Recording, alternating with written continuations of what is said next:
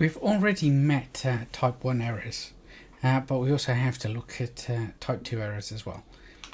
So there are two types. Type 1 is false positives, so that's seeing something when there's actually nothing there. And type 2 is false negatives, which is you should reject the null hypothesis, you should observe something, but you're not because the evidence isn't strong enough. So hypothesis testing defines levels of significance. So you can have alpha and beta. Alpha is the probability of making a type 1 error. So we see a difference that is not there. We reject the null hypothesis when we should accept it. Now, because humans like to see patterns, it's incredibly hard to look at this piece of wood and not see the face of a dog. Then we tend to make type 1 errors, and so we put very high barriers to making type 1 errors and actually seeing something that's not there. So if we carry out an experiment, see something unusual, it could be just an artifact and an accidental thing of the way we did the sampling, or just the day of the week. It just can be bad luck. So if we accept that as a genuine difference, we've made a type 1 error. It's all about rejection of the null hypothesis when you shouldn't. We set the threshold high, 95% or even higher, maybe 99%.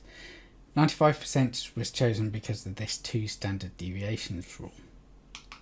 In general, we calculate a p-value, which is the probability of seeing that result by chance.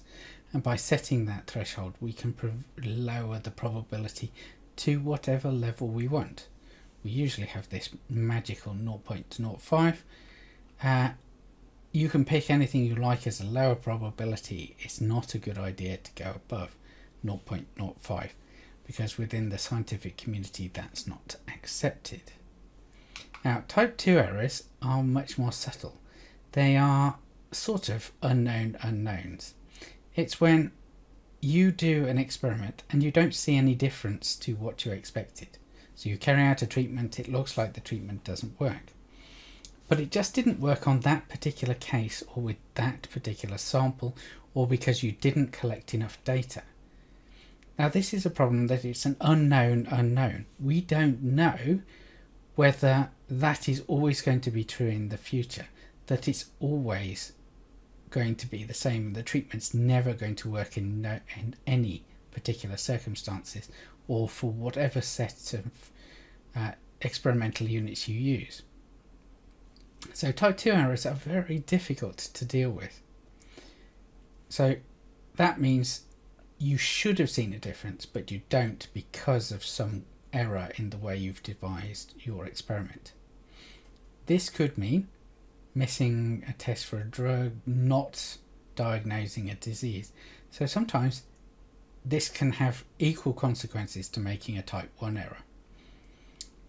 So that's why we have to think about our experiments to decide how important is it to avoid type 2 errors. You don't want misdiagnosis of cancer by a type 2 error, which means you don't give a treatment when you could have saved someone's life if you've given them the treatment early. But type 2 errors are very tricky to actually quantify. False negatives. They are when we should reject the null hypothesis, but we don't. Usually happens because of lack of evidence rather than there is no difference. So we need to reject, but we cannot with that particular set of data. The probability of making a type 2 error is called beta, and the power of an experiment is 1 minus beta, so 1 minus the probability of making a type 2 error. The higher your power is, the more likely you are to reject the null hypothesis when it should be rejected and make a correct decision. However, we usually set beta to be about 0.2, so a 20% chance that we're going to miss something that we should be detecting. Again, if this is in a clinical setting, that probably is not sufficient power and you want to have a higher powered experiment. So that means the power of an experiment will be 80% if the type 2 error rate is 20%. Now, type 2 errors depend on effect size, so how much change do I expect to see? And what you have to think about is statistical effect size can be arbitrary. They can be really small, and you can still see a difference if you do a big enough experiment. But you also have to think about practical effect size. So when you get to a particular point, you go, well, okay, there is a difference in the length of the height of these two types of periwinkle or whatever, but frankly, it's so small I don't care. In clinical settings, is a cancer drug that extends life by 4 months actually that significant? If you're at the end and you need those 4 months, then you're going to say every second counts. But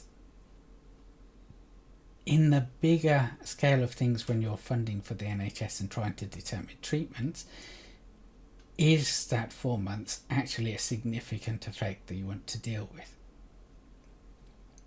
Now, what you tend to see is small effects are harder to detect because there's a lot more noise in natural variation, which means you cannot see the treatment effect. Another thing that is observed in the literature is the effect size decreases as more experiments are carried out in the same way. So usually the first clinical trial gives a large effect and it gets smaller as time goes on.